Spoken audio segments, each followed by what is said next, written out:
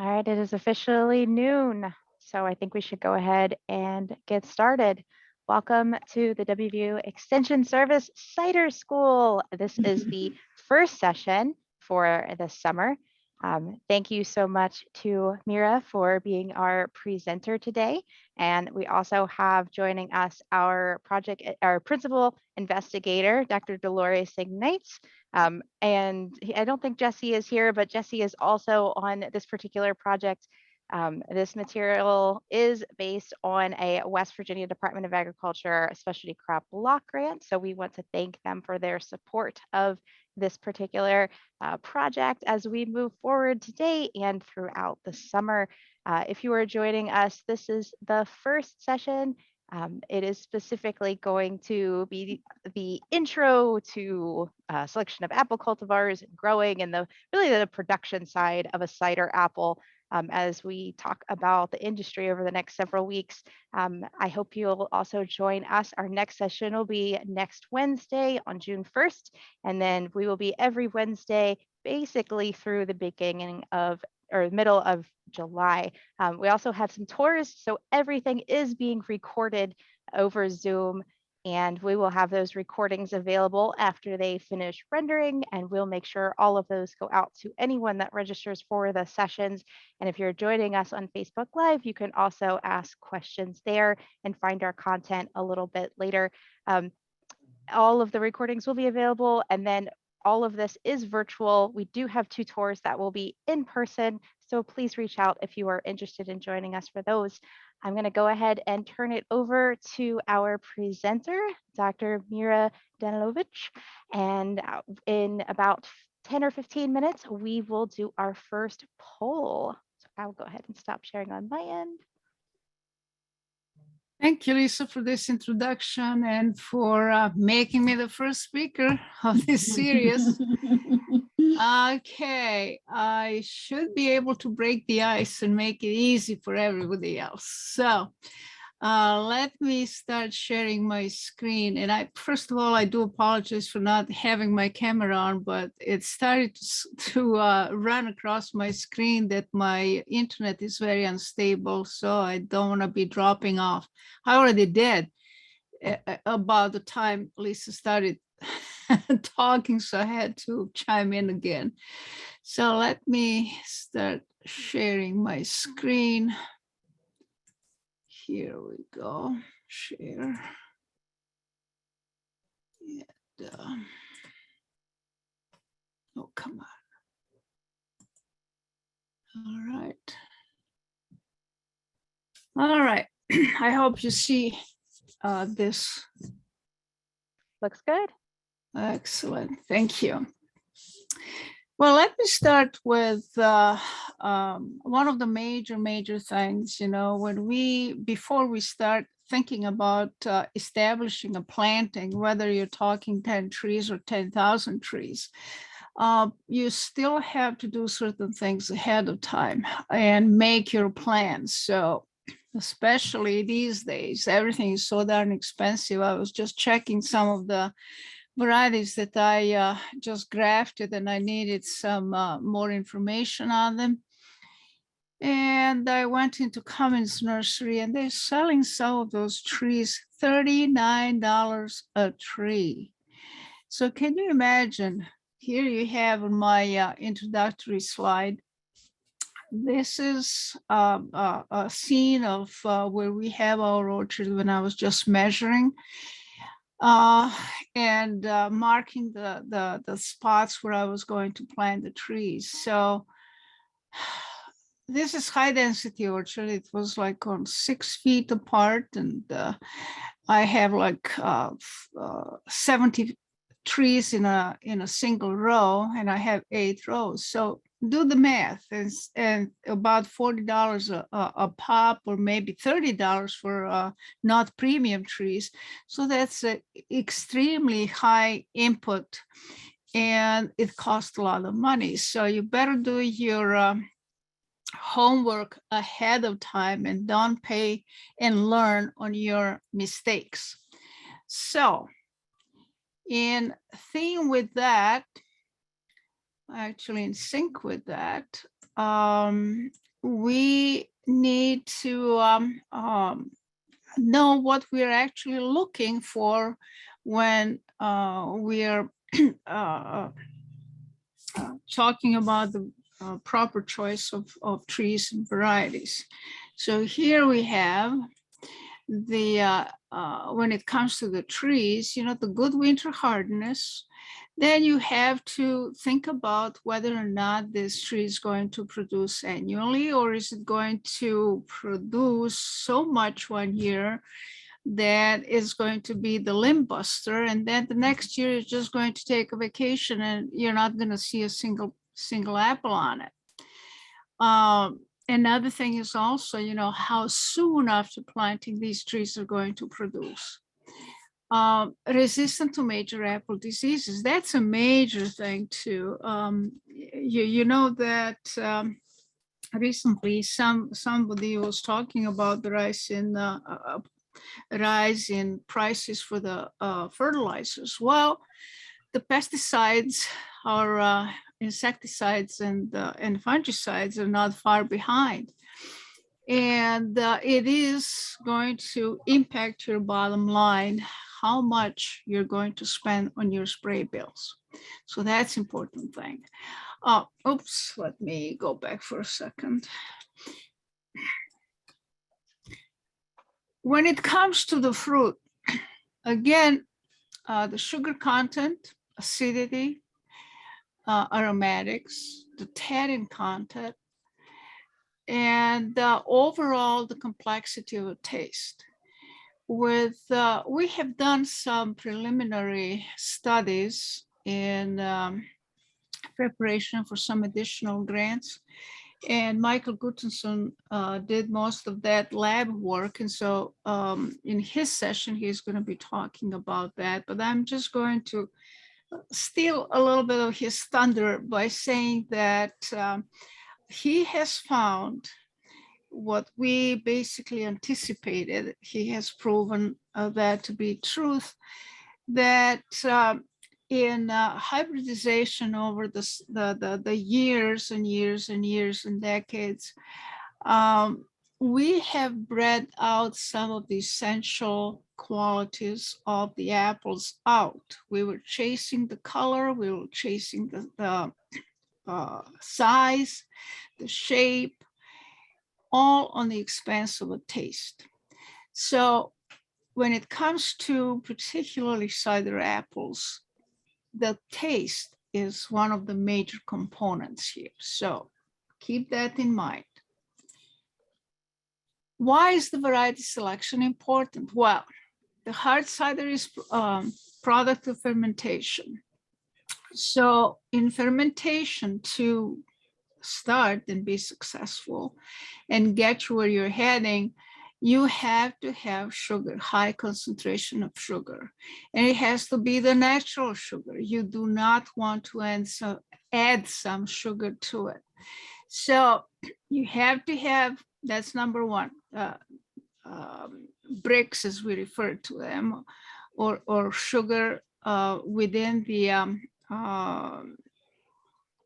fruit itself, aroma, acidity, and tannin. So these are the four major things that are required. So in order to have the optimal taste for the apples, you have to pick them at the right time. So here you have the starch index chart. So based on that, we did the iodine. I've done that for many, many years. So I have done the iodine test to determine the optimum season for harvesting. Well, depends on what you want it for. For our cider, we want to have it. That means you're not going to be holding them in a controlled atmosphere storage for very long. So you want to be here 6-7. You don't want to be here in this climacteric zone, because then you're losing a lot of taste to it. But here 6-7, so that would be sort of optimum. But if you're planning on holding those apples, let's say for about 6-7 months, or harvest to harvest, which often is the case, then you're talking about maybe 4. Meaning that in this particular section, the biochemical processes have started and there is no return. So once they start, it's going to continue, but you're going to slow that process by keeping it on a chill. You put it at a certain temperature, at a certain concentration of oxygen, and you're really reducing the speed of ripening. But once you pull that out from the controlled storage atmosphere and you let it sit at room temperature, they're going to start to ripen really fast. So, not to say that you're going to do this, but this is just to show you that there are certain tools that you can use, or whomever is going to grow produce, or if you're going to be growing those apples for someone else to use for cider, or you're going to be the cider maker and have someone else to grow apples for you, you want them at the proper ripening stage so that you have the optimum taste and the optimum concentration of sugar. So you can have a good, all right, so this is just to show you how's that done. You have your sample, you have refractometer here to measure the sugar content. And then of course, iodine to spray and see the stage of ripening. And based on that, you're going to recommend the harvest. Here we're measuring the pressure. During storage, the apple's going to lose some pressure as well. So all of this kind of plays a role in it. Then the end product, there are certain differences in that as well. So you have the single variety cider, which is happening, but most often you're going to see the multi-variety blends.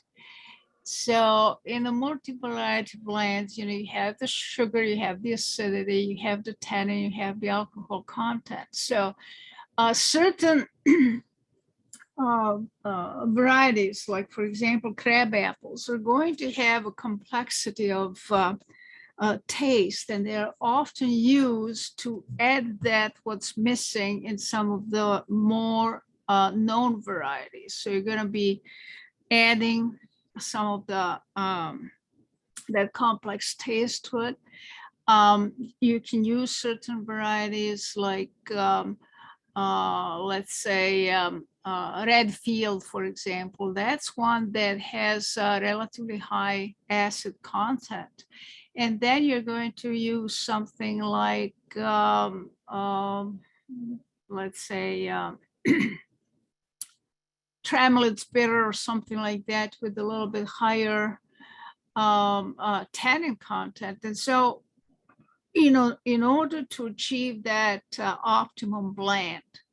So here I just show you a few pictures that I have taken years ago when a Swiel dog was still starting out, and they were still operating out of their garage. And here you see using some of the press to press the apples and get some juice. And then there is some fermentation, and there are a few of their early hard ciders. And they have moved a long ways away from that moment. Now, for the cider variety classification system, so this is basically created, and it all depends on how much tannin you have, how much of malic acid you have. and the ratio between the two. If you have low tannin and low acid, usually those apples are sweet and the juice is sweet. If you have a high tannin but low acids, tannin should be like higher than 0.2%, and the acids should be less than 0.45%. So then you're talking about the bittersweet apples. The sharp ones have the low tannin, so less than 0.2%, and high acid, higher than 0.45 grams per milliliter, and bitter sharp, high tannin, and high acid. So these are the spitters, in other words. You cannot swallow that. That is just going to choke you. That tannin is just going to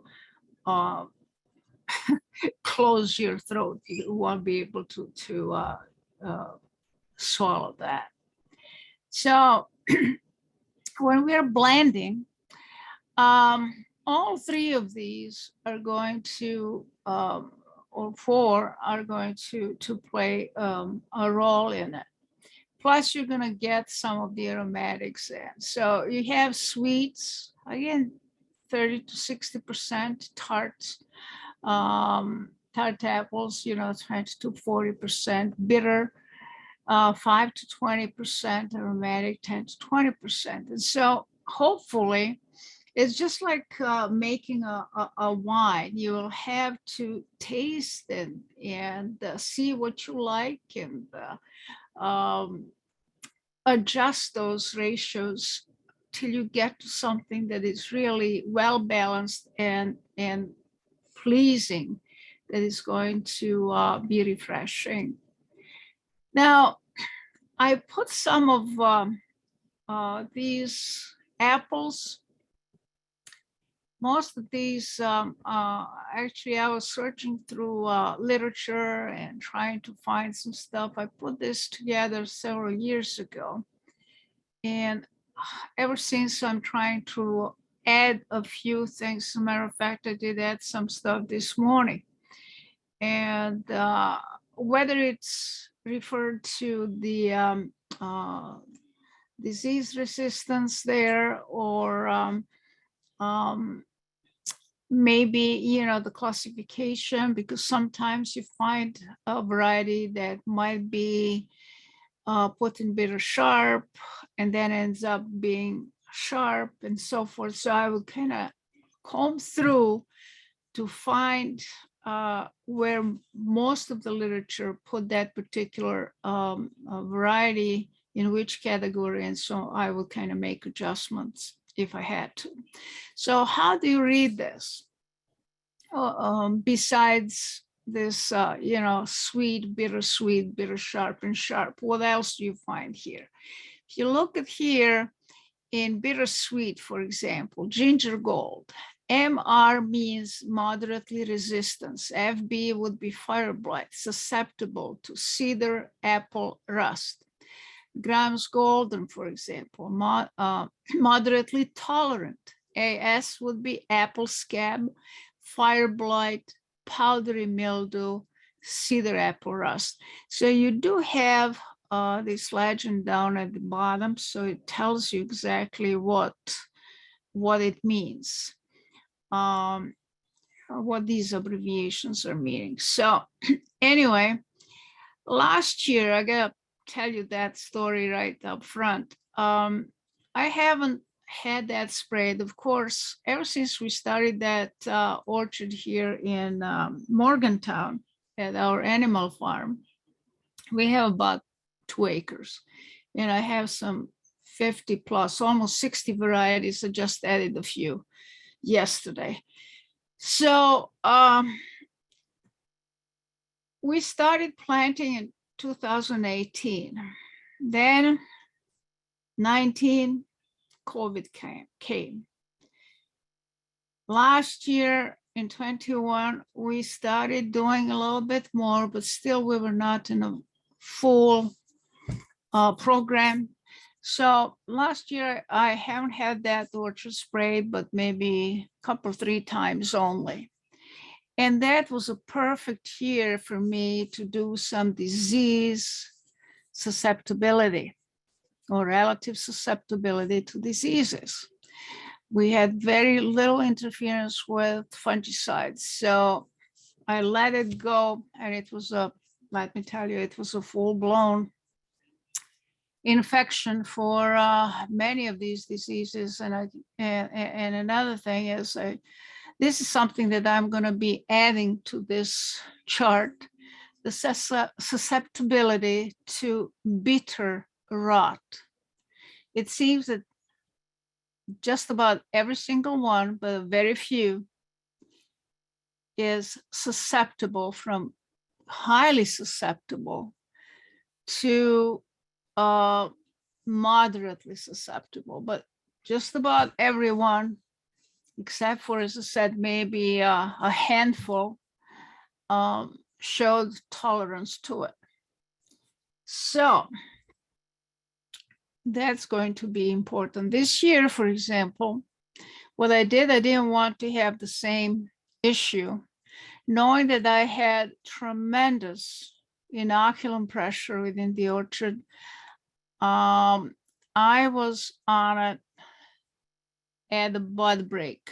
So we did our delayed dormant sprays. Then we did our sprays pretty much on a weekly basis till about petal fall.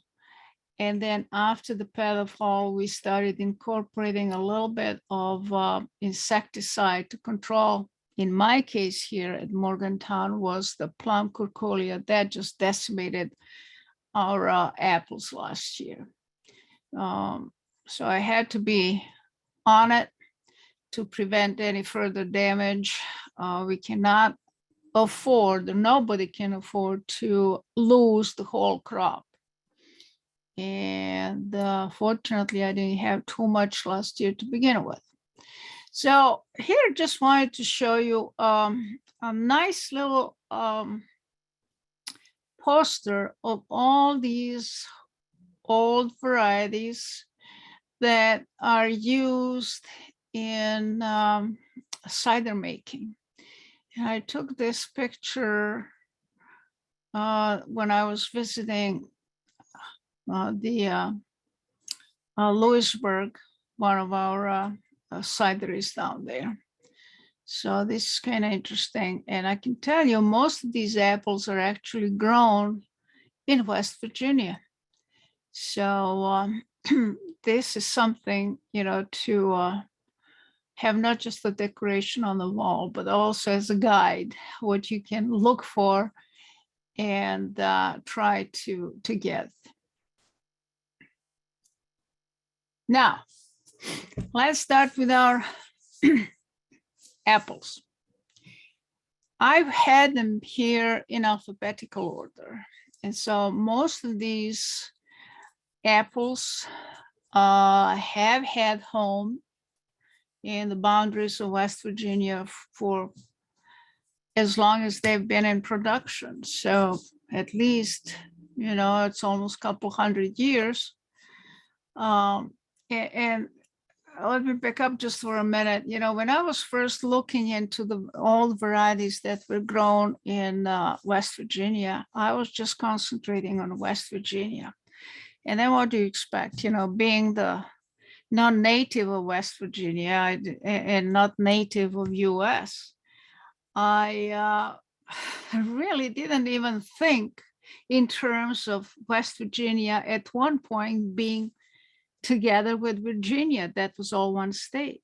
So once I kind of realized that and expanded my search to include the Virginia, then I found many more apples that were grown in this general area and found answers to some of my questions. So here we go. The Newton Pepin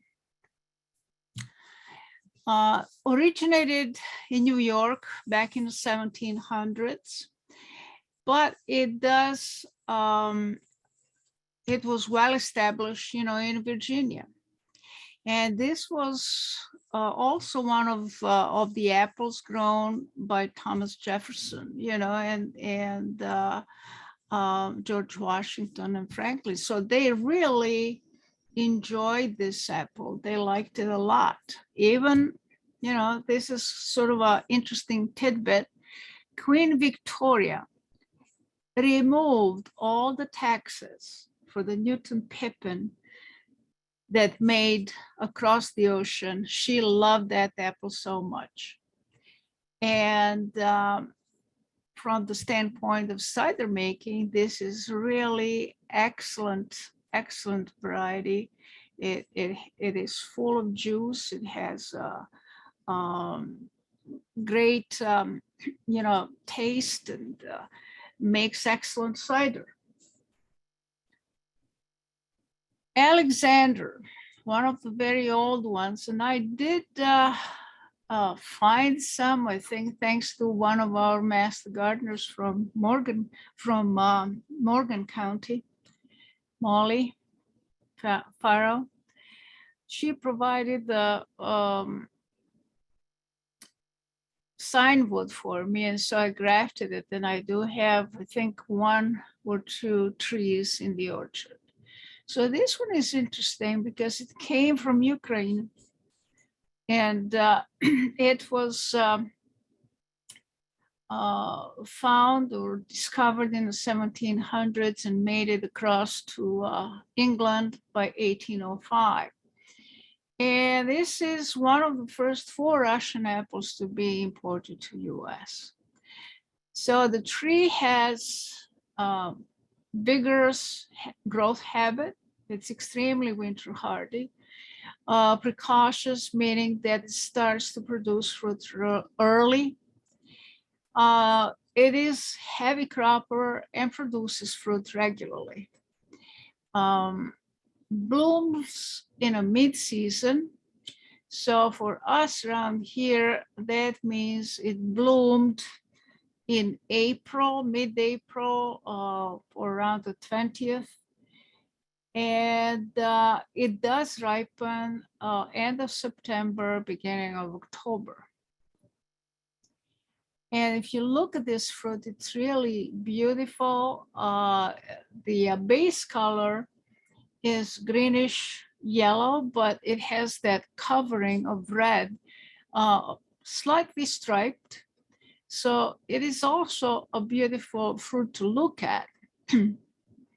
And it is fine grain, it is sweet with a little bit of tannin, so it is kind of bittersweet, and multi-purpose fruit that makes excellent cider. And when I say they, it's not necessarily confirmed, but nowadays with the genetic DNA testing, you know, they can find and confirm the parentage. But it's believed that it is one of the parents of Wolf River and Northwestern Greening. So these two kind of started from there. Antonovka is another one from Russia. Again, it is extremely winter hardy. And the introduction of all these Russian apples really started just because of that winter hardness, especially for the northern part of the United States. So this one has a beautiful large fruit that ripens about mid-season. So that means end of September, kind of till about mid-October, depends on where you're at. Produces large fruit, as I said, with a really high sugar and high acid content. And there are many, many mutations of the original one. I happen to have some that I ordered from Cummins Nursery, and I am really excited to see the first fruit on it. We just planted that last year, actually. It does have a moderate tolerance to scab and fire blight. Speaking about the diseases, the fire blight is the one that I'm most concerned about. This is the bacterial disease that will kill the tree. It's just a matter of time. Scab and other fungal diseases are a little bit more manageable. But with the fire blight, even if you know what to do, how to do it, when to do it, you're still going to have extremely high challenge in front of you. So, but this is really a great apple for cider as well. All these apples, cider apples, you will find that they have in common really that high juiciness, besides the other factors that I was talking about, the acid and the tannins and the sugar. Arkansas Black, beautiful. Yeah. Yes. Real quick, I want to go ahead and launch our first poll while while people are here. Okay. So I'm going to go ahead and do that now. So for if you haven't used Zoom or don't know what I'm talking about and haven't used a poll before, I've just launched a poll on my end. There should be a window that pops up and it should say, tell us what your role is in the cider industry in West Virginia. It is multi-choice, so please go ahead and click every single little dot that applies to you and hit submit. There should be a little green button on the bottom right of your window, and then it should disappear and that information will come in on my end. So please go ahead, do that now. We'll just give a minute for people to respond, and then we will go back to the presentation and learn about the Arkansas Black, which I've actually had one of these. We had them at the farmer's market this past season. I was really excited to try it because something a little out of my usual.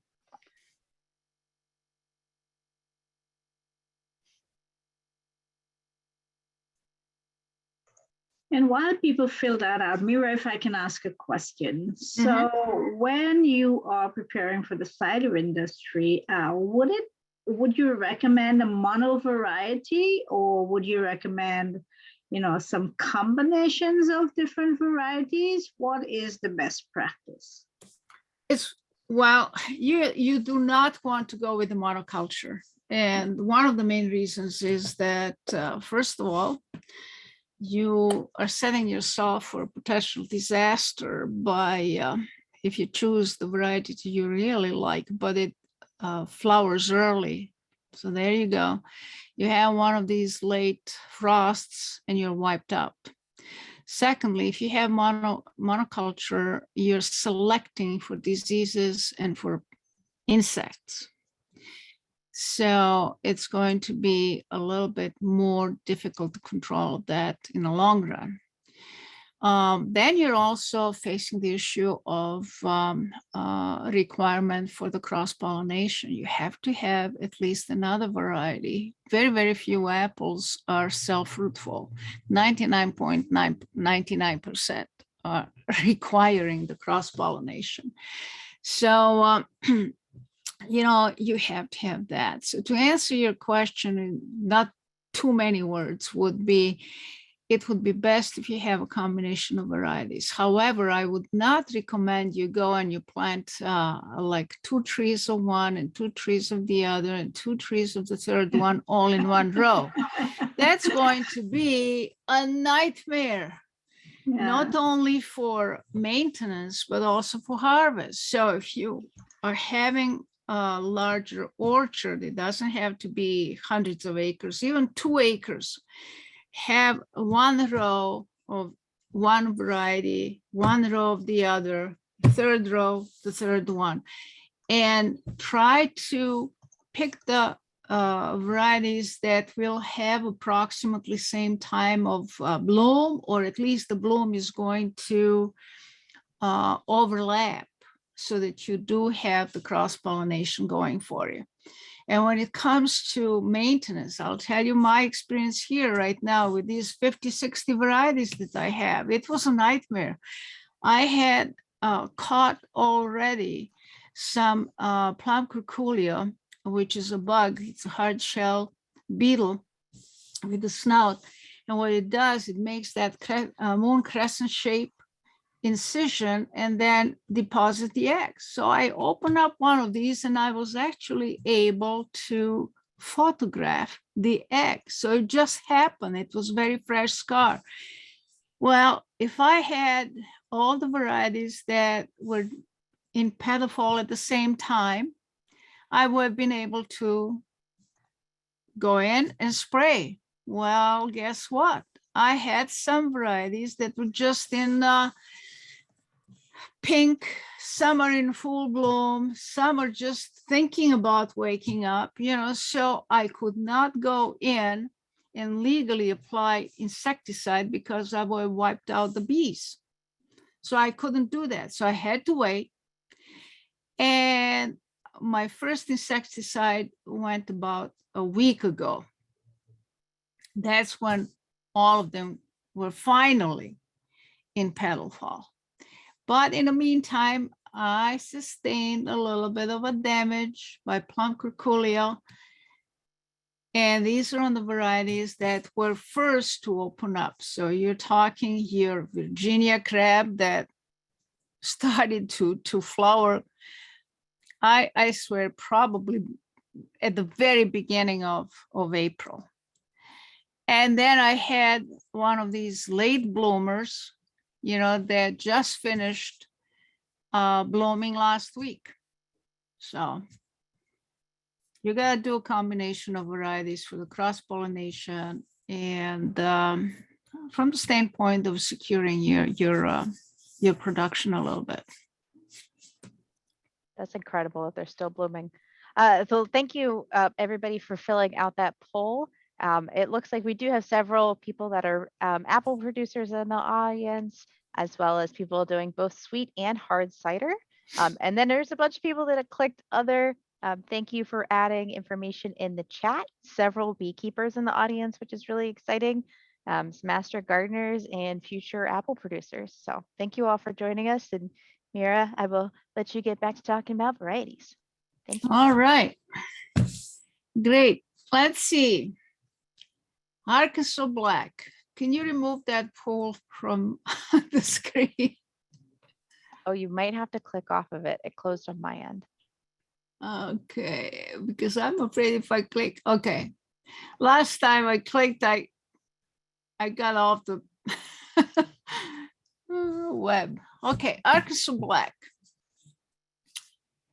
It is one of the really beautiful and quite popular apples, in cider making. And so that one has a long history. As you can see here, I found out that came from Arkansas, and it was found in 1870, so a long, long time ago. And possible parents, Winesap and King David.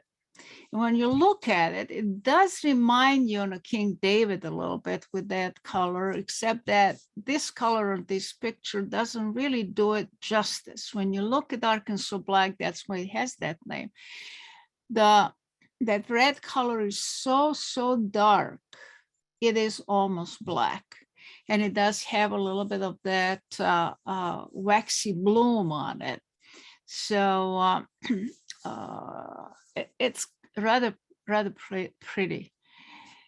So it does become better tasting when it sits in a storage for a while and sort of mellows out, so it's not as sharp. And as somebody says here, it says delightful flavors reminiscent of a glass of iced tea sweetened with orange blossom honey. So I'll leave it to your imagination, but I think it is really one of the major cider apple varieties. Schmidt's Kernel, another one quite popular. And this one, is an Old English variety. And as you can see, it is quite similar to a Cox Orange Pepin. So it is trees of a medium vigor. It will bear annually, which is very important for the producers. It has tannins in it, enough of them, just to make it really good cider variety. As you can see, all this kind of rusty color here. So this is actually the russeting, and you see the golden, almost orangish, yellow base color that is covered with the red. And then on the top of it, you have those russeted. And usually, generalization, most of these russeted varieties are in high percentage good cider varieties as well. It is quite tart, has a very high concentration of acid. The flesh is firm and dense. It is quite juicy, aromatic, and sort of like reminiscent of pineapple, citrus, and pear. So that is a great one to use for blending and improving some of the taste of some other varieties that may not have such a great taste. It is moderately resistant to apple scab, powdery mildew, and cedar apple rust. Shows sensitivity to bitter pit. And that's no kidding. Last year, I picked bags of green fruit just riddled with bitter rot. It is extremely susceptible to it. However, I'm sure that our plant pathologist is going to talk about it a little bit more, but I'm going to tell you right now, you start the fungicide program at delayed dormant, which means that the bud scales just opened up and just that fuzzy stuff started to show up, and that silver tip. So you start with a copper application at that time. And then as the first green starts to show, you pretty much get on a regular spray program till about the first week of June, when all the ascospores, you're targeting your apple scab, but by targeting apple scab, you're also providing some control for your black rot or frog eye. You will also provide the control for the, especially with some of these later sprays from tight cluster through open cluster for your bitter rot. And that's, just a few words about the management. But if the sprays are timed right, it is manageable. So I wouldn't, have the apple scab, powdery mildew, cedar apple rust deter me. I would be primarily concerned, as I already said, with the fire blight.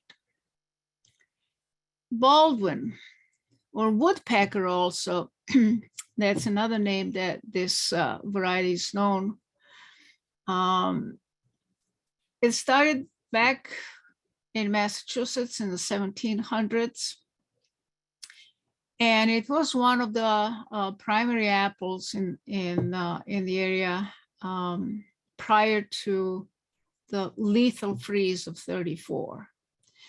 So it has a rather vigorous growth habit, and I can attest to it because I do have about 12 trees in our little orchard here.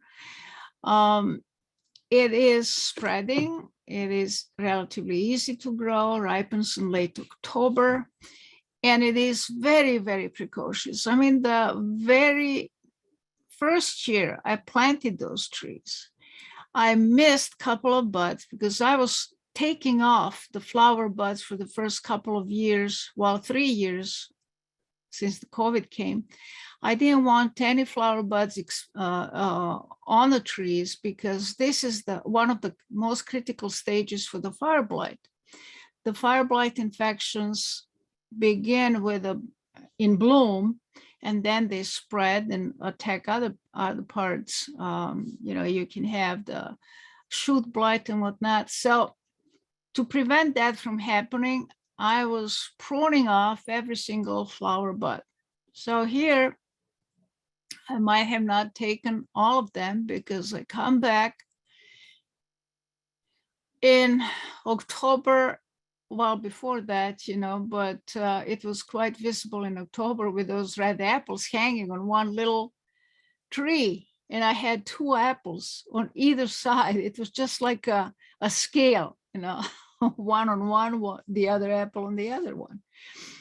It is a nice variety, but be aware that it does have a tendency to biennial bearing. So every other year it will produce a heavy crop. So you would definitely need to thin the apples, not allow every single apple that sets to go through ripening and to go to harvest. So you will have to drop a lot of them on the ground, and that way you're ensuring that they will produce the crop next year. It is somewhat tolerant to apple scab and fire blight and powdery mildew. And it is very, very resistant to cedar apple rust. I don't know if you can see here, but you see these dots here. So these are like frog eyes. And that is the black rot. Again, it is not a very severe thing, but it is, again, in that category, I would say moderately tolerant to it. Black twig. I just got this one this year. As a matter of fact, I just grafted it. So I'm not sure. I don't have the firsthand experience with it, but it's an old Tennessee variety introduced in 1830. And it says that it is kind of a thick crown and it has a drooping tendency. So it's kind of hanging down a little bit. It produces really heavy crop and it is annual bearer. So this is good news. It has excellent eating qualities and it is really good juicy apple. So it is suitable for the hard cider as well, or sweet cider for that matter. Fruit is medium size, crisp, flashes yellow, juicy, sweet, and mildly tart, and ripens in October. And you can tell there is awful lot of wax on it. So that means that those wax platelets will prevent water loss. So that basically translates into good keeper, and it can store really well. As they say, keeps well almost until spring. Bramley seedling. So this is my picture. This is from last year. It's an absolutely gorgeous little apple. It is a chance seedling. Came from England. It was discovered sometime at the beginning of 1800s, 1809. The tree is quite vigorous. It is spreading, extremely winter hardy, heavy producer, but it does have a biennial tendency. So again, this is one that you will have to thin. If you have a few trees, hand thin. If you have quite a few trees that hand thinning would not pay for you, then you can use some of the plant growth regulators to do the thinning. It does ripen in October and produces very nice large fruit that has, as you can see here, greenish yellow base color that is covered with striped red. Creamy, really good, refreshing, sweet tart, mildly tart taste. It is very resistant to scab. It is moderately tolerant to powdery mildew, fire blight, and cedar apple rust. It's a great eating little apple. I couldn't have enough of it, but of course I had just a handful of apples. So this was the first crop last year. Now, brown snout. It does have that elongated shape and like a snout. And so it has some russeting over the base greenish yellow color. This is one of the few that is self-fruitful. And that's one that you can grow if you have room just for a few trees, you know, and you don't want to have more than one variety, so that would be the one to grow. It ripens late, and the bad thing about it is that it is fire blight susceptible, so you better be on it. You have to do your copper sprays early, and then you have to do the monitor actually the weather conditions and see if it's suitable for the fire blight infection during the bloom time, and then do the streptomycin sprays and use some other newer botanicals that are available these days to complement streptomycin applications. You do not want to go just with strep, spray in and spray out. It's not recommended more than 4 applications a season. And if we have really hot and humid, wet weather during the bloom time, then this is going to be impossible to control. So you better have some other options to use, but not just streptomycin. So just be aware of that fact that it is susceptible to fire blight. Bulford's red flash, watermelon apple, hidden rose. It is a beautiful little apple, and this is what is rendering the name the hidden rose. You don't know what's inside till you cut through it, and then you see all that red seeping through, not just necessarily just under the skin, but all through the flesh. It has moderate vigor. It is sort of like a rounded crown, and it has red purple foliage, which is really interesting. It is a good, even a landscaping addition. So that could be part of your edible landscaping if you're into it. So this one too has biennial tendencies. So again, needs to be thinned out. Ripens by the end of September, early October. And the fruit is about medium to large size. And the base color, even though you can't tell here, this one is covered with the red 100%, but the base color is yellow. And what we have seen here already, it's kind of watermelon red. The flesh is that color. Juicy and very tart. And it is susceptible to all major apple diseases. So that means apple scab, fire blight, cedar apple rust, powdery mildew, black rot, bitter rot. So all of this is a susceptibility. Now, Debinet. This is a beautiful little apple. So look at it. This is a young tree, 3-year-old.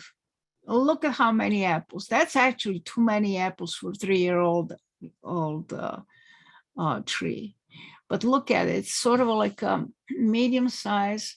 This is what I found out. It was probably a little bit overripe, but it did develop some water core around. So it's sort of like self-contained juice within the apple.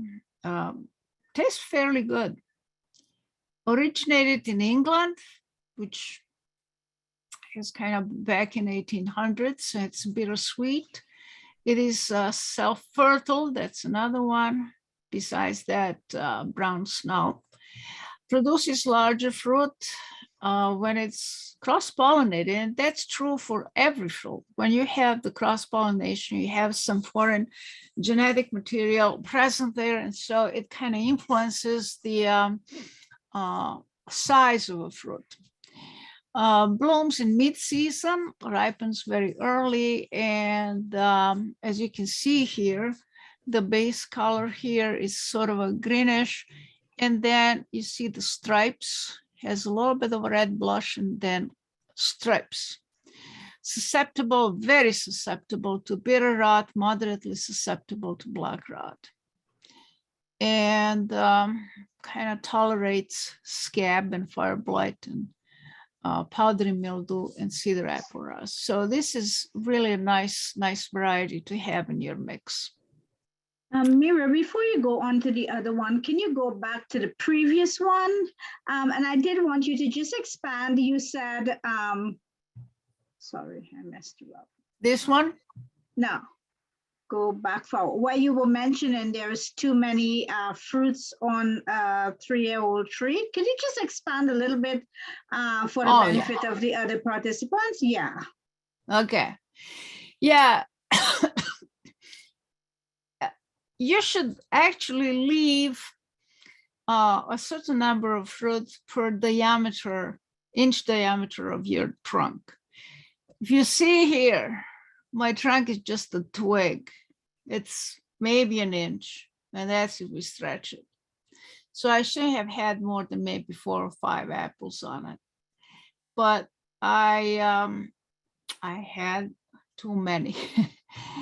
So that's what that means. If you leave too many apples on it, and that happens more than 1 year, you cannot be greedy. You cannot go just for those apples, as many apples as you can possibly have, especially in the first few years. The first few years, you should be removing apples. You're working on your frame of the tree. You're working on a tree frame so that it can carry all that load later on. If I overload it, that means all that energy, instead of going into enlarging the root system and enlarging the diameter of a tree and putting out some more branches, all that energy is going to be sent to the fruit development. And as my commercial growers used to say up in Michigan, it will runt the tree. So you're going to get like the runt of the orchard. It's going to stay small. It's not going to develop properly. And after a few years, it's not going to do anything anymore. So in other words, you're going to be replacing it. So this year, I'm not going to do that. So what I'm going to do, maybe leave about 10 apples on it. That's about it. But what I did also this year, I gave them some fertilizer. And so they have already put out a very nice growth, even though it's been just several weeks. And I'm excited to see how well they responded to it. And by the end of the season, October, November, I should have a really nicely filled up tree, strong, that is probably going to double in diameter down there. And it will be capable next year to carry all the load you can give it to. But as I said, you know, the first couple, 3 years, you really want to work on the tree frame. You want to remove just about all the fruit, just leave a few so you know what to expect, but don't be greedy. Don't push it into production too fast because you will regret it later. Everything in due time. Is that satisfactory, Dee? Yes, wonderful. Thank you so much, Mira. Okay. Now let's see with the Carville Blanc, the Javier. I don't know. I don't speak French, so I don't know how I pronounce that. But anyway, this one came from France, and they think it might be from Germany too, because they called it Carville Blanc. And I forgot the name right now, but it's from Switzerland, actually. So it might have been southern France that borders with Switzerland. So it has these two names in two different languages. And as you can see, it is from the 1500s. And it was even grown at Versailles. So that was part of their gardens as well. It's very unusual looking apple. It's a nice apple. It was part of the Thomas Jefferson's, orchard as well. It is vigorous, starts producing fruit quite early. It is not very hardy though, so it is not for some of the high elevations where the temperature can drop significantly. So for that reason, it is more like for the zone 6 or 7. You don't want to put it in zone 5. Blooms in mid-late season. I'll tell you a little bit more about it maybe in the next year or two, when I find out what's happening here in our orchards. I have it here in Morgantown, and I have it also in Kernersville. And anyway, ripens in October. Fruit is medium to large size. As you can see, yellow-green with a little bit of a red blush at the sunny exposure. Flesh is soft, juicy, sweet, aromatic, and sharp. This is interesting little tidbit.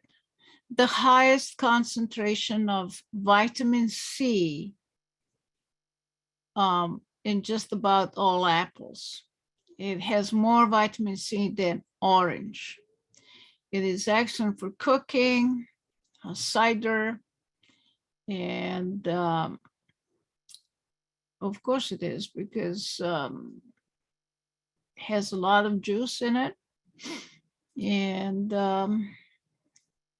it is sweet, and it has good concentration of acid as well. So, all right. So when you cut through it a little bit, again, very interesting shape. It's almost kind of pointed. Almost looks like a pepper, bell pepper. Cortland. That's a cross between the Ben Davis and Macintosh. And again, came from Geneva, someplace between 1850 and 1899. Tree is very vigorous. By the way, there's many sports of Cortland, and they're still in production, commercial production. And this is from one of the orchards up in Michigan. This particular one, if you look at it, you don't see any blemishes or anything like that. It looks like a perfect apple. When you cut through it, then you see all these brown spots and stuff. So it turns out that this is actually lack of boron. It's malnutrition. It's a nutrient deficiency.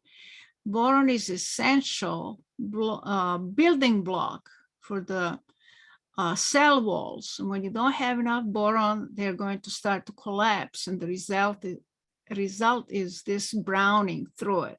Of course, that means that this apple is not edible. And it's not going to be good for juice either. So, but you know, if you monitor your nutrient levels and stuff, it is really a nice apple to have. It is moderately susceptible to scab, fire blight, and cedar apple rust. Cox Orange Pepin. Guess what? This is sort of like in the bloodline of most of the apples nowadays that are grown commercially. Originated in Great Britain as a chance seedling and discovered by Robert Cox in early 1800s and introduced in 1825. So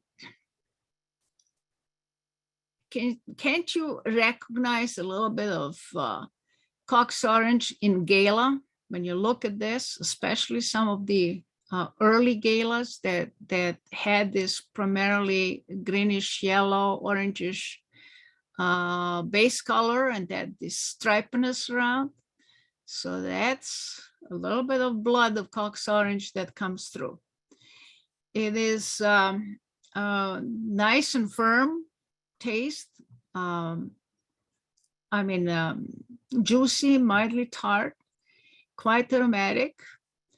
And I haven't had one in many years, so I can't really tell you whether or not it reminds me of pear, or melon, or mango.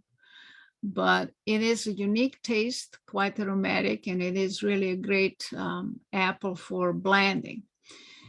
Unfortunately, it is very susceptible to black rot and scab, which is manageable, moderately tolerant to fire blight, powdery mildew, and cedar apple rust. Oops. Crow's egg, black Annie, or raven's egg, black gilliflower. So it's a small apple and unknown origin. As you can see, it is in the parentage of Granny Smith. Of course, Granny Smith, compared to this one, doesn't look anything like it. And it's a huge apple compared to this tiny one. But it is a good apple for cider. So,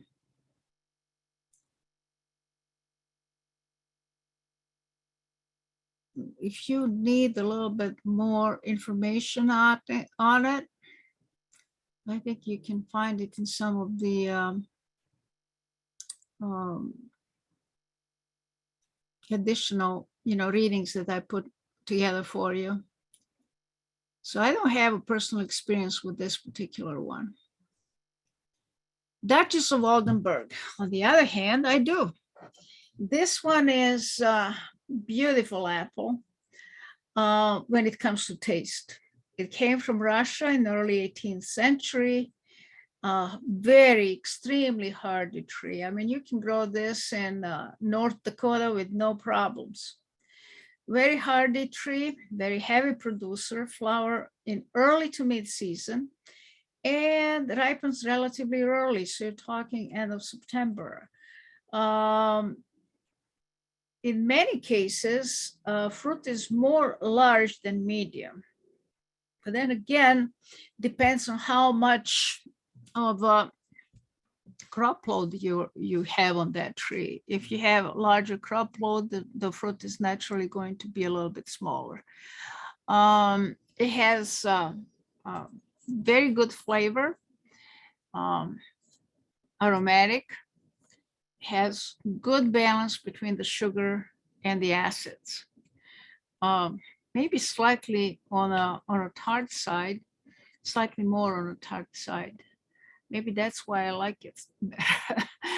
Shows good tolerance to general diseases. And so that means your scab and your fire blight and your cedar apple rust and powdery mildew.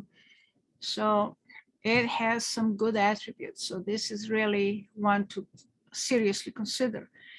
And probably the most notorious one and the best known of its offsprings are Northern Spy and Pinova. And we'll touch on that as well. So Enterprise, this one is one of the co-ops. So this is the breeding program between Indiana, Illinois, and New Jersey. And it has 2 pages of parentage. And so has Rome Beauty, Golden Delicious, Darking Red Delicious, and you can see that it maintained more or less the shape of like a Golden Delicious and the color of Starking Red. When it comes to Rome Beauty, probably a little bit of that shyness and waxiness of it. It is one of the disease-free varieties. So that means it's going to be much easier on your spray bill. And it's a good tasting apple as well for some of these disease-free and some of the relatively new varieties. Even this one is getting to be old. Okay, you can even keep it up to 6 months in the fridge. This is what's kind of interesting, that how they describe the taste of it. Firm, crisp, moderately tart, very spicy, rich, very good eating, and good cooking apple. It is a nice apple. Esopus Spitzenberg or Spitzenberg Esopus. It's found actually in the Esopus in New York in 1790s. It's a really good tasting little apple. This is a picture from my little orchard here in Morgantown. It has a tendency to grow very slow. So if you're in to fill your space quickly, it's not going to happen within a couple of years. It might take much longer than that. But it does produce kind of open crown, has nice angles. You don't have to put too many spreaders in. It will create a good structured tree that is going to be able to carry off a lot of load. If you can see here, the color is kind of orange, yellow, that's the base color, and then it's just smothered with that red all around, and then you have a little bit of a russet in here, but it's not bad at all. Excellent tasting apples. It is end of October. It is finely grained, crispy, juicy, and it has really complex taste and aroma. It's a superb one. The minus is susceptibility to fire blight. So I haven't seen anything yet, which it means that it might be coming. I still haven't seen it though. If you see something in a brand new orchard like this, I'm going to take my losses up front and I'm going to pull that tree out and burn it. I'm not going to try to keep that in because that means you're keeping the source of inoculum in, and anything that is even moderately tolerant to it or moderately susceptible will be subject to infection. So I don't want that. This one is also susceptible to bitter rot, meaning that in lack of calcium, you're going to not that's a bitter pit, I'm sorry, but bitter rot is a fungal disease that I had awful lot of problem last year, and this one is very susceptible to it. Here, I'm going to go ahead and launch the next poll, which is not actually a poll, it's just a question that I would like for you all to answer in the chat box. So I will, in a moment, go ahead and copy and paste it and put it in the chat box.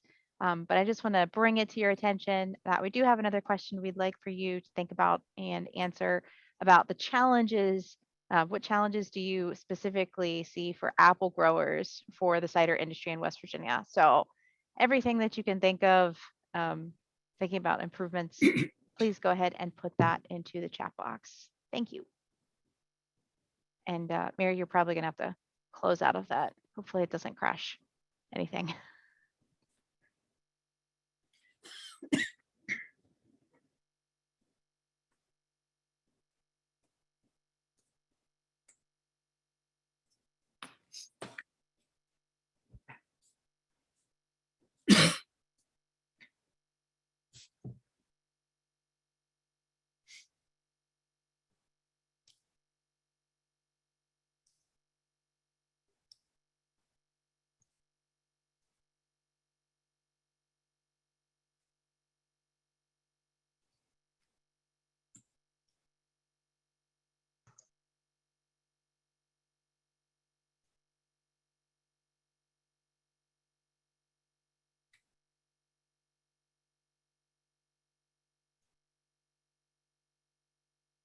Mary, you can keep going if you wish. I don't want to take away a bunch of time from you. Okay. I'm just going to speed up a little bit. I just want to show you a few that I think are worth considering. So these would be one fellow water. It's particularly good at the elevations about 1,500 feet. So this is one of the better suited for West Virginia. And I have been getting quite a few for identification down from central part of the state around Fayetteville. Quite a few really. Fruit, interesting part, is extremely large, can be more than 6 inches across and up to 3 pounds. And I found this in one of the books, Apples of North America by Tom Burford. And even though he said, he never had it in his orchard, but that's what some people would have. It is, again, susceptible to cedar apple rust, but it is tolerant to scab, powdery mildew, and fire blight. So that's a good point. This famous apple, or snow apple, or palme de neige, chimney point. I mean, this is a beautiful little red apple, again from 1700s, came from Canada, and excellent taste. It is medium-sized with greenish yellow color with the red blush. And you can see here it's 100% red. So you can't even say, if you're asking, where do you see the greenish yellow? And this is my picture here from our orchard. So it is susceptible to apple scab and powdery mildew, but it is tolerant to fire blight. So as I said before, if it's tolerant to fire blight, that's a keeper. The fungal diseases are a little bit easier to manage. Now, Fuji, there are two different terms here. Fuji, if it is original Fuji, that we don't have long enough season for it to grow. But if it is that September Fuji or September Wonder Fuji, Jubilee. So this one ripens in end of September, beginning of October. So that's something that we can definitely grow. It is very juicy, sweet, and pleasantly tart, so it is something that we could consider. But again, generally speaking, Fuji, I would not necessarily choose just from the standpoint of susceptibility to fire blight. the original Fuji is one of the poster childs for fire blight. Gala, that's another one that is quite susceptible to fire blight. But there's a bunch of sports Gala, Gala, and then Buckeye Gala, Imperial Gala, Improved Gala. So all these are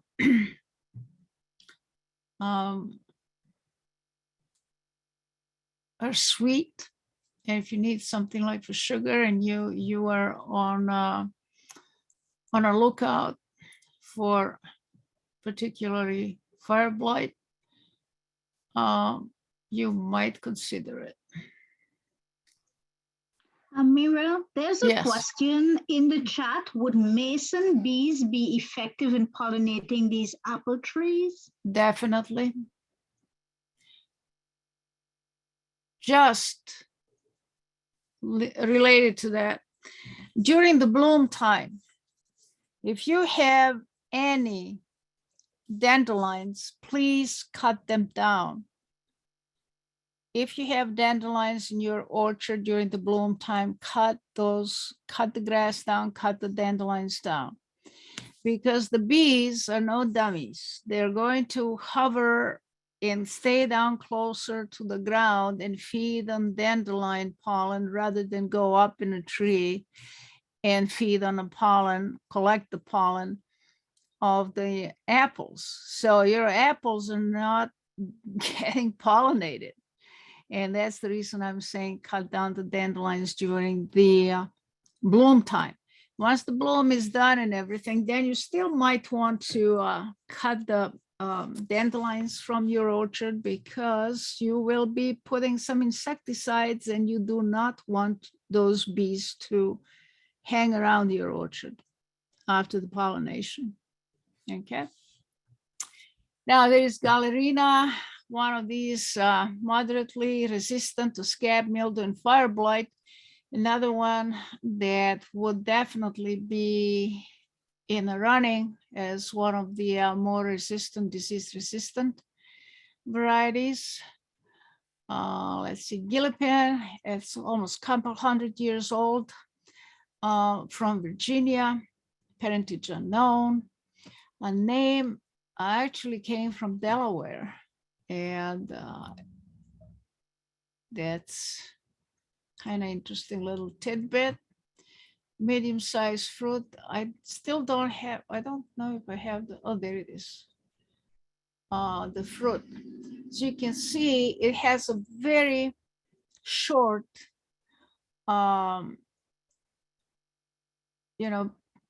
petiole here.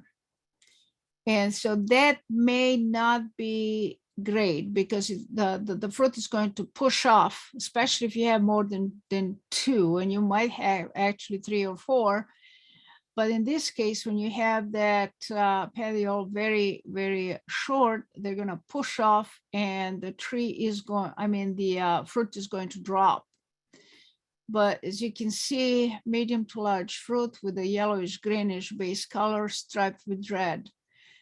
Excellent quality otherwise, very good for cider, and moderately susceptible to fire blight and cedar apple rust. Ginger gold, that's one that came from Virginia, and it is possibly a cross between the Golden Delicious and Newton Pepin. It is quite winter hardy, but on the downside, it is susceptible to fire blight. But it's a beautiful looking apple, resembles Golden Delicious a lot. And as I used to say to some of the people asking me about it, it has a better taste than Golden Delicious. I know we're in West Virginia, and I know that Golden Delicious came from West Virginia, but for my taste, ginger gold is better tasting. Golden Delicious is too much of a blah. It doesn't have enough acidity to it to make it nice and refreshing. It's a little bit too much sugar, not enough acid. But this one, on the other hand, is slightly more tart. And from that standpoint, it's a little bit better. But look at how beautiful that is. It's a gorgeous shape. Sun exposure brings that red color to it. Golden Pepin has some russet in here. It's a good resistance across the board. Very old variety, you see, from the 1600s. Produces crop regularly, so that would be a definite keeper. Gold Rush, that's another one that is excellent, excellent apple. Resembles Golden Delicious, and I say for uninitiated, it is a Golden Delicious, but it's much better tasting. It is from Purdue University, from that cooperative project, and it was tested as Co-op 17. It can be up to 7 months in a cold storage. It's resistant to scab, mildew, and moderately susceptible to cedar, apple rust, and it is sufficiently tolerant or moderately tolerant to fire blight. So that means if you don't have high pressure, it's not going to show the symptoms. If the pressure is extremely high, it will show the symptoms, but it might take a little longer to kill the tree. It's excellent apple for cider. And this is in my little orchard here. Look at this. It's a beautiful little tree. Open, has nice angles here, loaded with the fruit. Again, in this particular case too, I might have left a little bit more, but look at how beautiful that is. It's a good sized fruit too. It's at least 275 inches across. Golden Russet, very famous and desirable apple for the cider. It has enough sugar content, so you're talking probably about 18, 19, 20% that produces about 10% alcohol. So that's definitely a plus. So that's a good one. I have that one. Golden Supreme. And guess what? This too comes from Clay County. But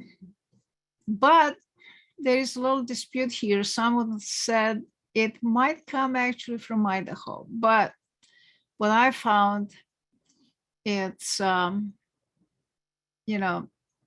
from West Virginia. Fruit is beautiful to eat and beautiful for the cider as well. However, it does show a little bit higher susceptibility to all major diseases. Grimes Golden. It's one of the best little apples. And it is one of the parentage of parents of the Golden Delicious, except that for my taste, it's a better tasting. However, it is a smaller apple, but it has much better flavor, much more complex. And, even the moonshiners, as you can see here in a quote, love this apple, meaning that one had pretty high sugar content. It's good for fermentation. So that would be definitely a keeper. So it is susceptible to bitter rot, moderately tolerant to scab, fire blight, powdery, and mildew. So you see, it's a nice size and nice color apple. You see those little red dots?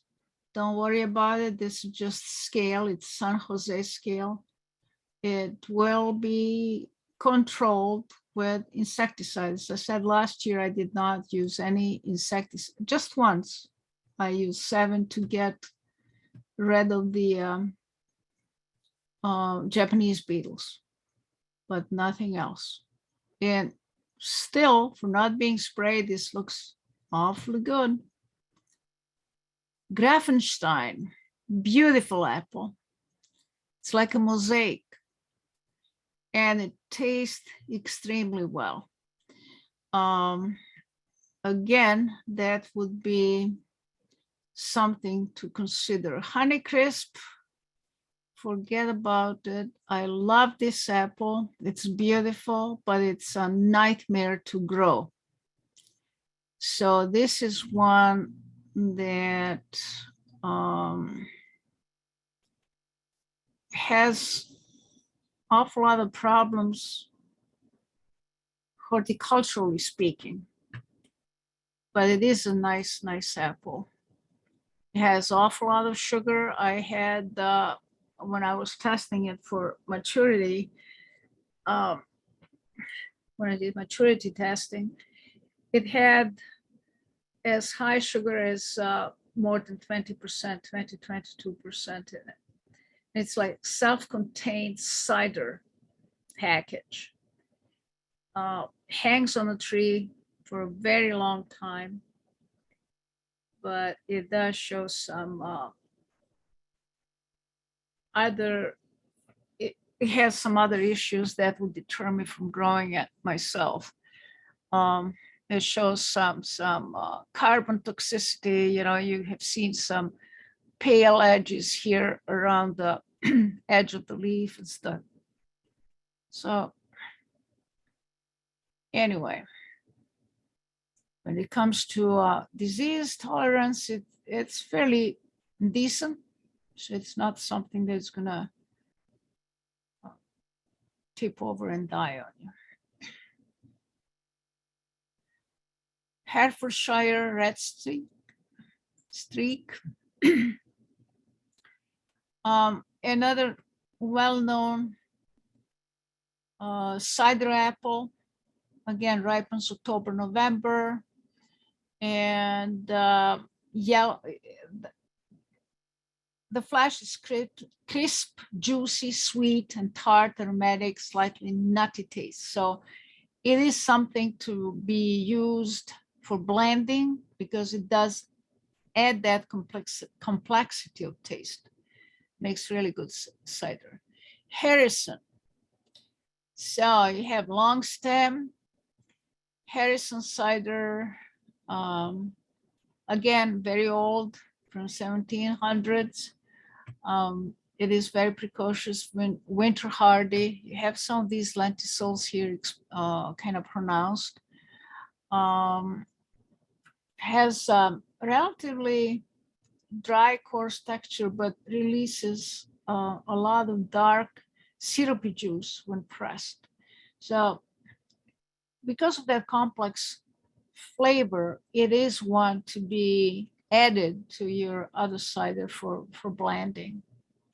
It makes a nice dark colored juice. This is definitely added bonus that it is shows very good tolerance to major apple diseases. This one is one of my little favorites right now.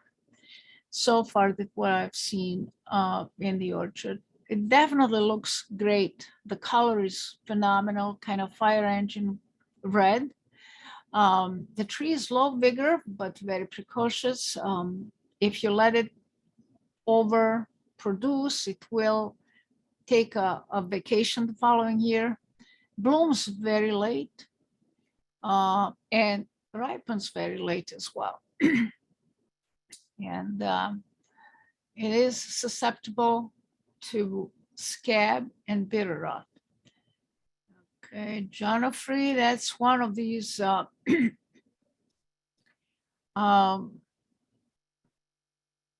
disease-resistant varieties.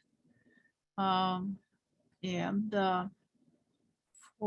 kind of reminds you on Jonathan, except that it doesn't have the problems that Jonathan does. Jonathan is, again, poster child for fire blight. It's one of my favorite apples. I love the taste of it. I like the texture. I like the juiciness. I like the balance between the sugar and the acids, but it will just fry. The fire blight is just going to kill it.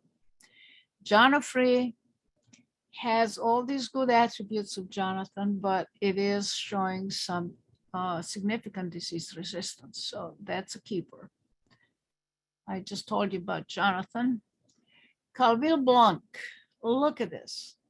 It almost looks like a bell pepper, but it has those ridges all around. It's a firm, dense, crisp, juicy, and it is moderately susceptible to major diseases. But then again, when you look at it, look at this, 1500, almost end of the 1500s. And it's still around. Carmarian, another one that looks really nice. A little bit, when you have it in your hand, it almost has sort of like a bumpy skin. But when you cut through it, it's a really nice flesh.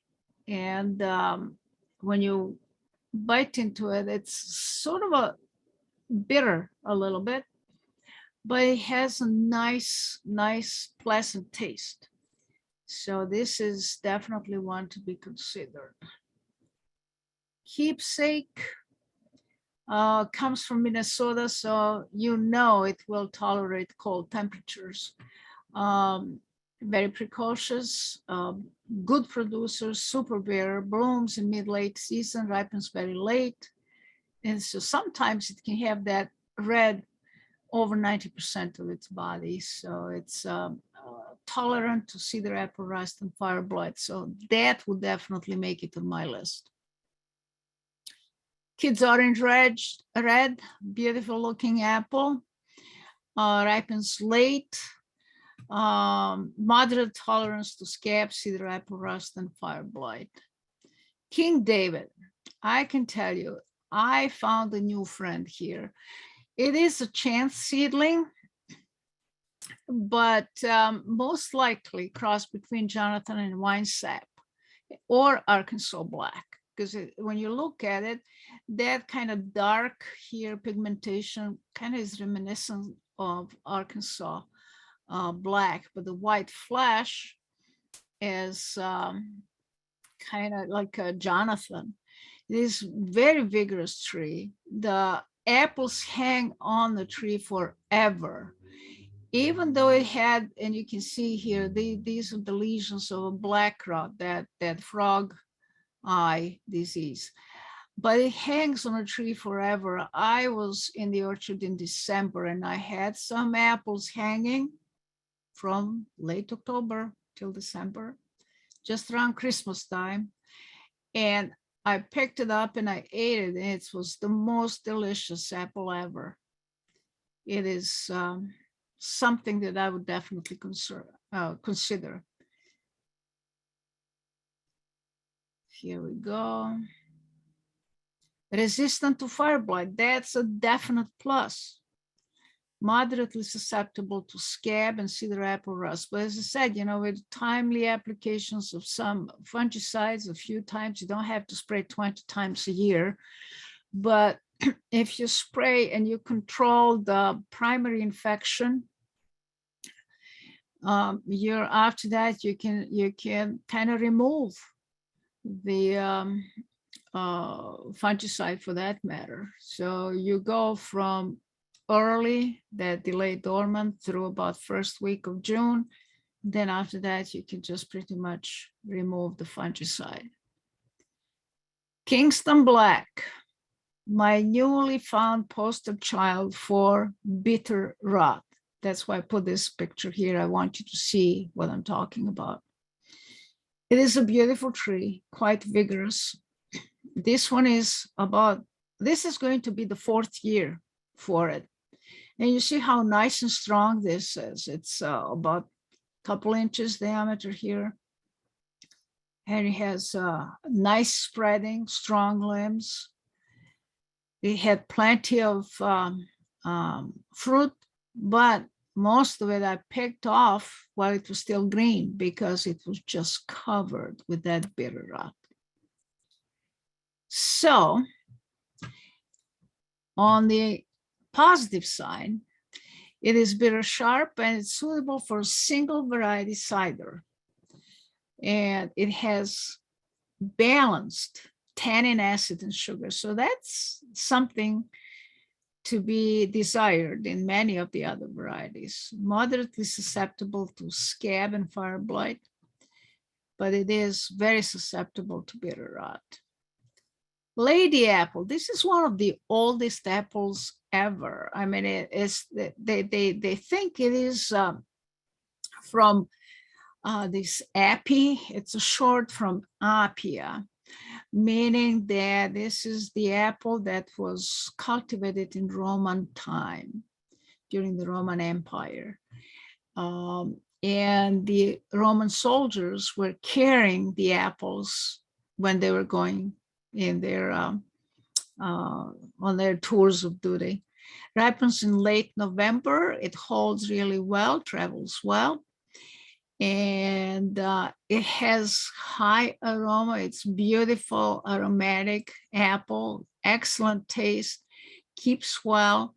And that's why they call it ladies' apple, because the ladies were keeping these apples in their pockets to keep odors at bay. So they didn't have perfumes back then, so they were using the apples.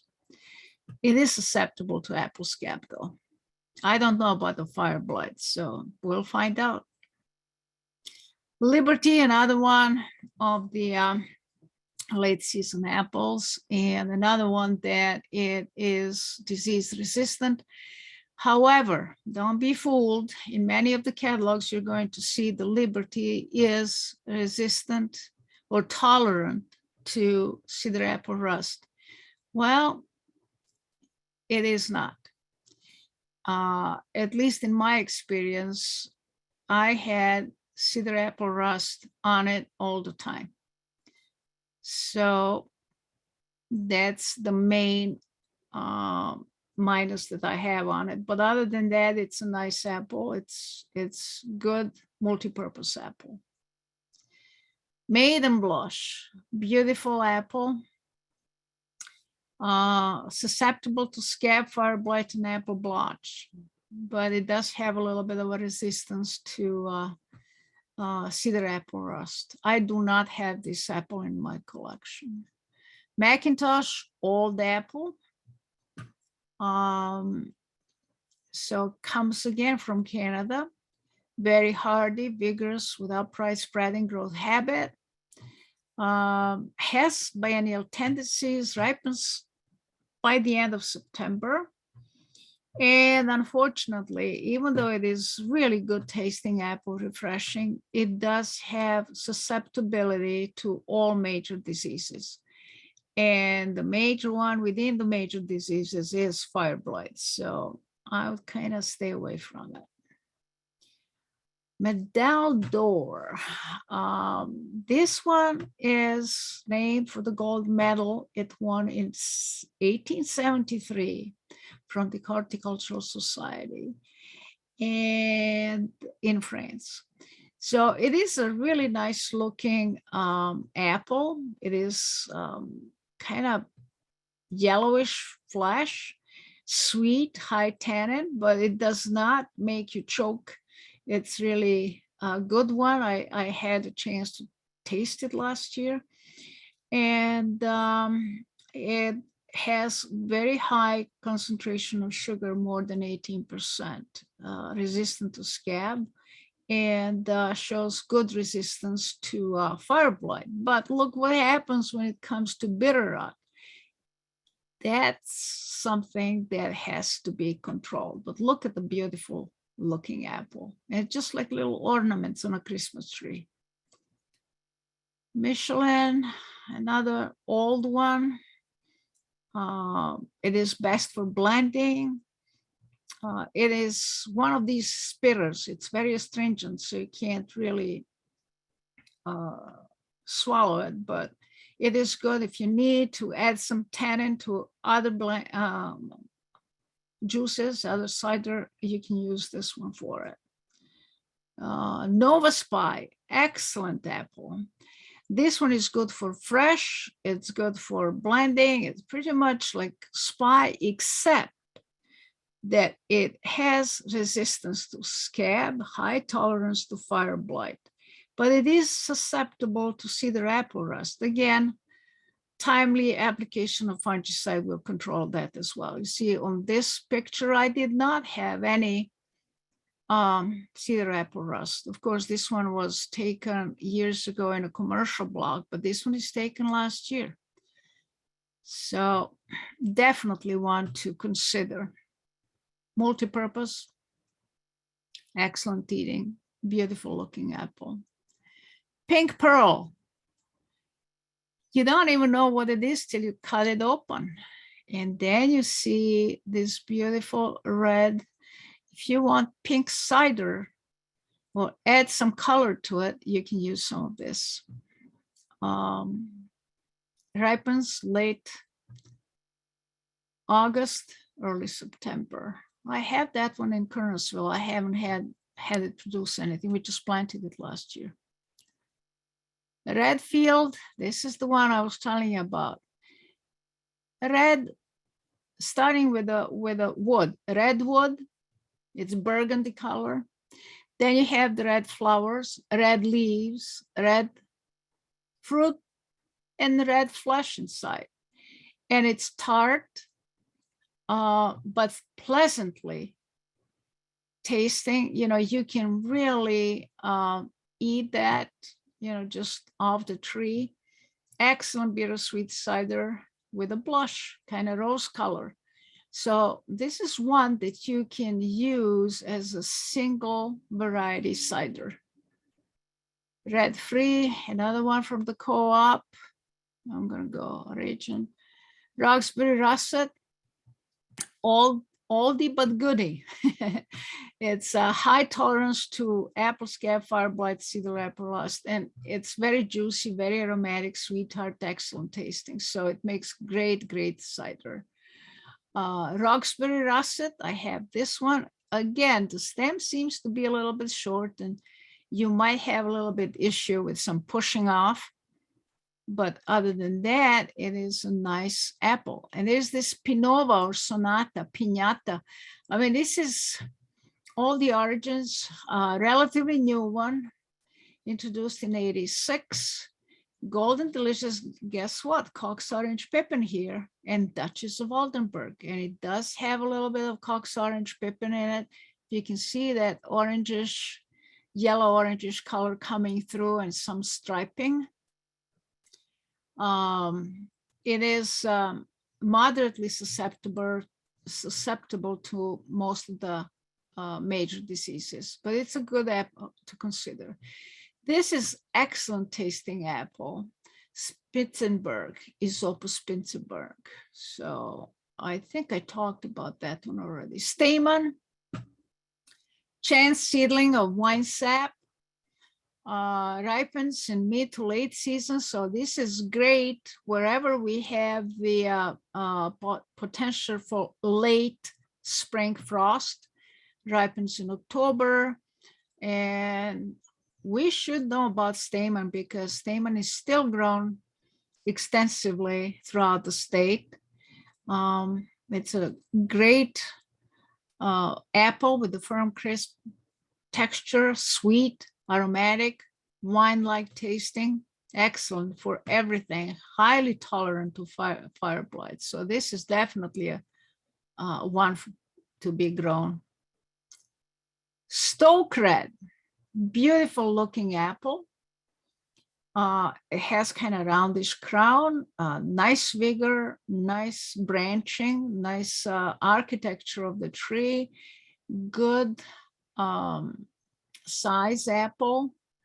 Again, it's sort of a yellowish orangish base color, but it's colored completely with this red over it. Resistant to scab, susceptible to fire blight. So Summer Rainbow, susceptible to scab and other major diseases. So I just wanted to put it there. It's good for the cider, and I know some people were using that, even buying some from Monroe Orchard to blend it in their cider. But as an apple grower, be aware of the susceptibility to scab and other major diseases. Sundance, it's a beautiful little apple, tolerant to scab and fire blight, so definitely one to consider. Sweet, very good tasting. Sweet Coppin, this is again my picture here. Well, it has a moderate vigor, very precautious, productive, ripens in mid-late season. This is a negative. Fruit has a tendency to drop when ripe. So as soon as it ripens, you have to pick it. And the best thing is to juice it. Don't leave it hanging around forever. Susceptible to black rot, moderately susceptible to bitter rot. Tremlet's bitter. This is the one. It has excellent qualities, for blending. It's low acid, but it is classified as bittersweet, so it has a little bit higher tannin content, it is excellent for blending. Well, when it comes to distribution, up in Geneva, they made a mistake, and they were distributing another one under the same name of Tremlet's Bitter, but now that is the Tremlet's Geneva. And as I said, they made an error, and by the time they discovered that, the people accepted this variety, and they actually liked it much better than Tremlet's Bitter. So it's still in production, and you can still get it, actually from Cummins Nursery. Wagner, beautiful large apple. And it is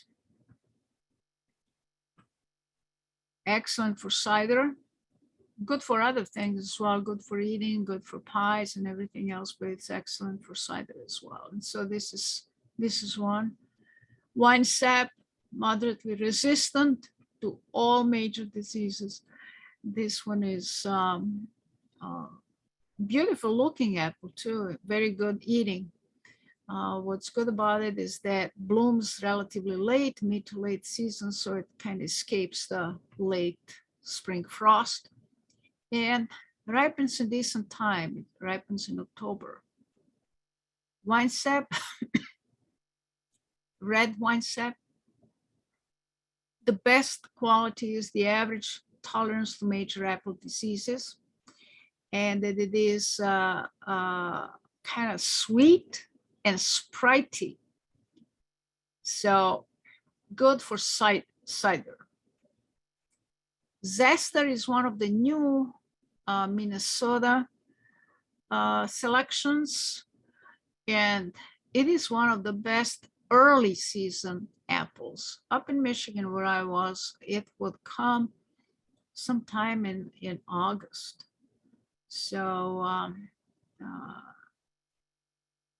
moderately, it shows moderate tolerance, to rust, fire blight, and cedar, or the mildew. Now the crab apples, these are my favorites. And the best one that I tasted, these are some of the best ones that I have tasted. This is the one from my little orchard here. It's a Chestnut Crab. it's about 2 inches in diameter. And you see even the little leaf roller here likes it. Came to take a bite out of it. It's very nice and sweet, flavorful, very complex flavor. And this is something that still has in it maintained, even though this is a cultivated crab apple, it managed to maintain the complexity of taste. The other really good attribute is that it has flowers open from late early season through early late season. So it's open over a few weeks period. So it's excellent pollinizer for other cultivars, and it is disease resistant, including the fire blight. Dolgo. Kara, I'm going Yes. to go ahead and launch this last poll. And that way, in case people haven't seen it yet, we have one last question before we work on wrapping up the session today. So our last question of the day is, what challenges do you see for the wider cider industry in West Virginia? Go ahead and tell us everything you think can be improved. And again, I don't have a way to write in here, so please go ahead and put that into the chat box as we continue. Thanks so much. All right. Now, we're almost done. This is one of the beautiful, beautiful little apples. It came from Russia, and dolgo in Russian means long. And look at it, just looks like a Christmas tree. Look at these little jewels here. It's a fire engine red. You bite into it, it's creamy flesh, and it's so aromatic, so complex flavor. This is the one that Mike did some analysis on, and he found some compounds that went, compared to the standard varieties, they're kind of showing some peaks like that, and this one went all the way off the chart. So this is definitely something to be added for blending.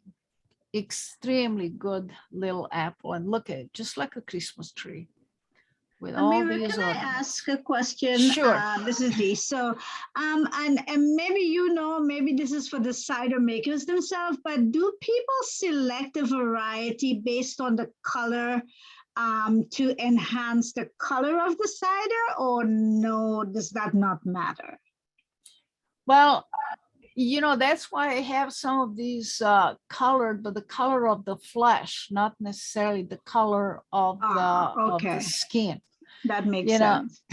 Well, this is something that Mike is going to be working on too. So he will be, sometimes you have the color bleed into the flesh, and that might improve the color of the juice as well. There is a little bit of a color that bleeds from the skin as well into the juice. But if you have the colored flesh, like I was talking about the red field that is red all through and through, that one definitely is going to have the colored juice, and it's going to produce that type of a rosé cider. So anyway, this one, dolgo, to go back to it, is fire blight, cedar apple rust, and everything else. It's resistant to it. And it is a small apple, only about 1.5 inches. And it is something definitely to have. Golden Hornet, that's another one. Look at this little thing. I mean, it's just like pendulous. It has kind of nice, and it's just loaded. And this is from no, this is not, I didn't, but I have exactly the same picture like this. It's basically loaded with fruit. And this is small, only about 1 inch in diameter. The best thing is that it's absolutely tolerant to all major diseases.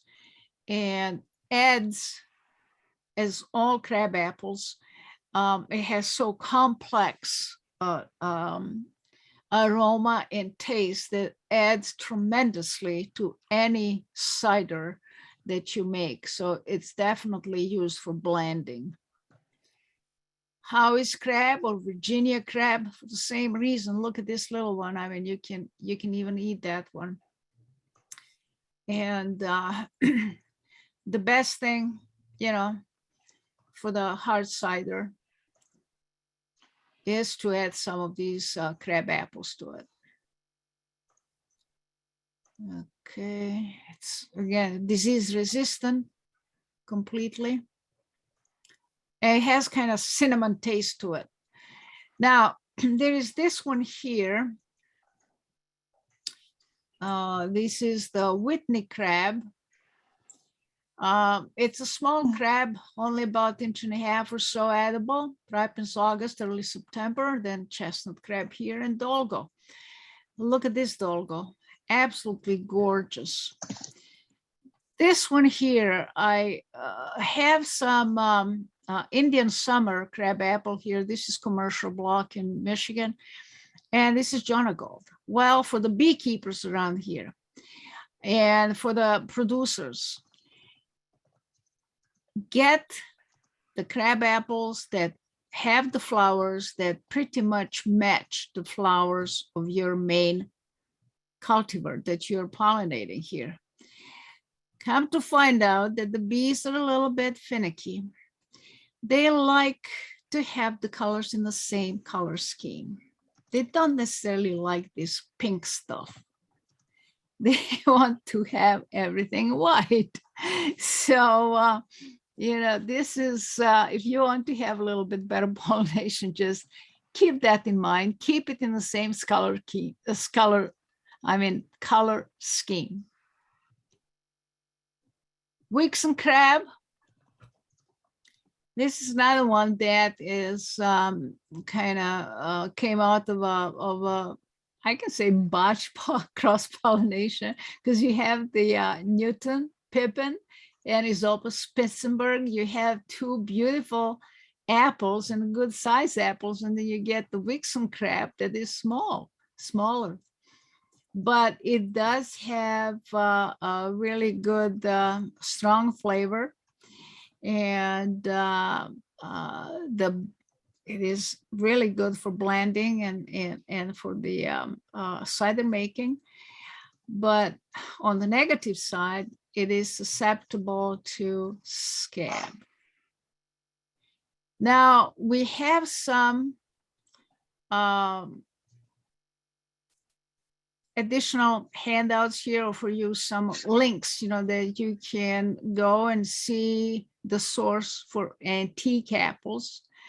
There is Boyer Nurseries and Orchards, then Orange Pepin Trees. This is excellent source. Cummins, really great source for information as well, not just to get the trees. And from Cummins, you can also get just the rootstocks. And if you want to do a little bit of a grafting on your own, that's one way of doing it. Another one great source of rootstocks would be Copenhagen Farms and Nursery. They're in Oregon, and they probably have the best price for you. Depending on a number. Well, we ordered some 400 plus rootstocks last year, and it cost us only a little bit over $2 a piece. Some of these other ones might be more in terms of $350 to $450, depends on the number of rootstocks you order. Albemarle Cider Works, it's another one. Then you have some of these apples from North America. So this is first edition. I have this book, but this one I just got the other day. It was published in 21.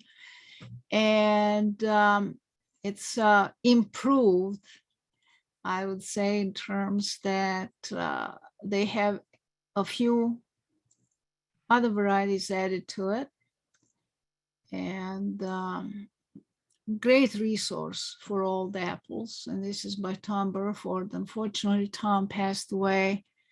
Can't recall right now, but it was, seems to me like in 1920 or 1920. I mean 2020 or 2019.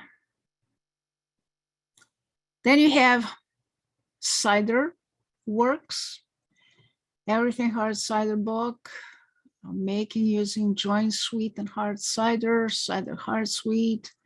You can find these are just a few. I mean, you have a whole other bunch of them. This is a nice book I got a couple of years ago, and this one I just got recently. This one is more like telling about the cider makers throughout the United States, almost like a log, but it is a great one. And with that, thank you for sitting here through 2 hours of me talking. This is the looks of my little orchard right now. At the beginning, I showed you the picture when I was measuring and putting the flags for trees to be planted. And these are the trees that have been planted. So this is like when it was only in the third leaf. So this year they're a little bit stronger, a little bit bigger. With that, I'm going to stop sharing and get into the questions.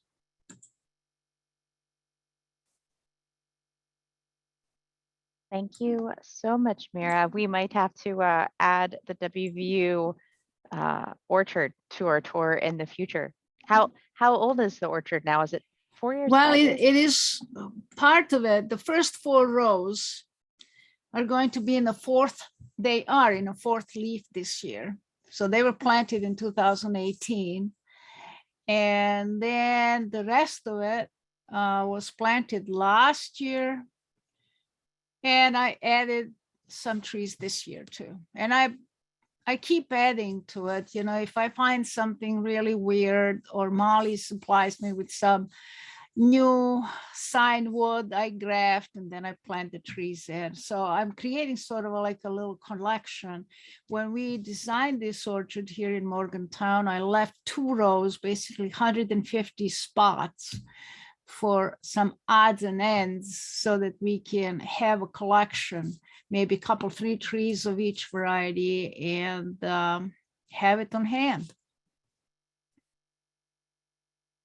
And so if someone wants to reach out to you about trees on their property that they think are really, really old and might be unique to your collection, what is your recommendation? Well, my recommendation would be right now to add some fertilizer to it to induce some new growth so that it comes December, January, February, actually. Early to mid-February, when the chilling requirement is satisfied, go out and take that 1-year-old wood, basically take the sign wood, wrap it up in a moist paper towel, put it in a bag, perforate it, and keep it in cool spot. If you have a fridge that is not used for anything else, that would be the best. But if you can even put it in your fridge at the bottom shelf, but do not keep veggies and fruits in the fridge. The veggies and fruits are going to release the ethylene, and ethylene is going to speed up the bud break. And you want to preserve that sign wood as dormant as possible. And then, or you can just kind of send it to me or call me and I'll go and get it, or make arrangements so we can get it. And then I have the facility at the university. I can use the coolers in our greenhouse and keep the sign wood nice and cold and ready for me to use in April, May, or even now, end of May. This is what I've been doing for the last several days.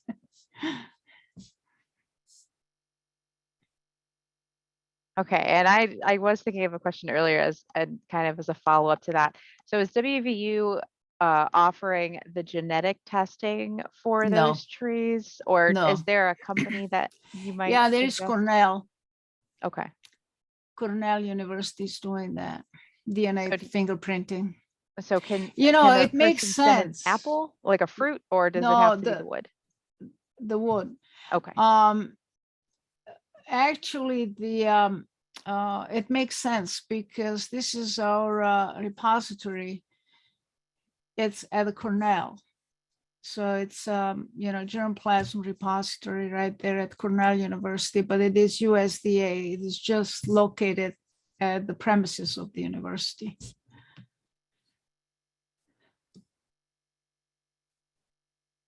All right, and as we wait for any other questions, we just wanted to remind you that this is a series. So we're taking the full spectrum view of the cider industry. So everything from, as Mira started out with the apple cultivars, but all the way down to tree characteristics and insect management and disease management, all the way to those wonderful tours at Hawknab and Schwerdog, as well as starting an advisory board, and then talking about the economics and the opportunities for growing the industry. So it is a 360 view of the cider industry. So we hope you'll join us for the remaining sessions. And just a couple final questions. Anybody have any final questions, Amira? you can unmute yourself if you wish, or you can type them into the chat box. Don't be shy. Another thing is also if you don't think about it right now, you can always send me an email with a question and I'll respond to it.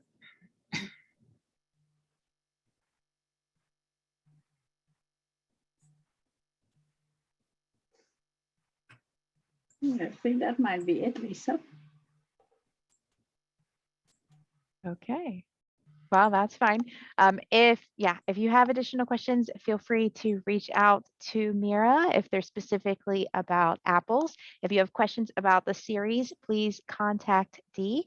And I can, if you registered for the session, then I have your contact information, so we can just send that out. No worries there. So hopefully you will join us again for our next little lunch and learn of our WVU Extension Service Cider School, which will be happening Wednesday, June 1st next week. That is going to be 12 to 1 p.m. We'll be going over those apple tree characteristics with Dr. Michael Gutenson, and that should be really exciting to talk about the bacteria that exists and how the yeast affects the flavors and all of those wonderful things. So again, if you have questions in the meantime, reach out to us. If not, have a wonderful rest of your day. Enjoy the weather, and we'll see you next week. Bye. Thanks, everyone. Bye-bye. Bye-bye. And thanks, Mira. Thank you.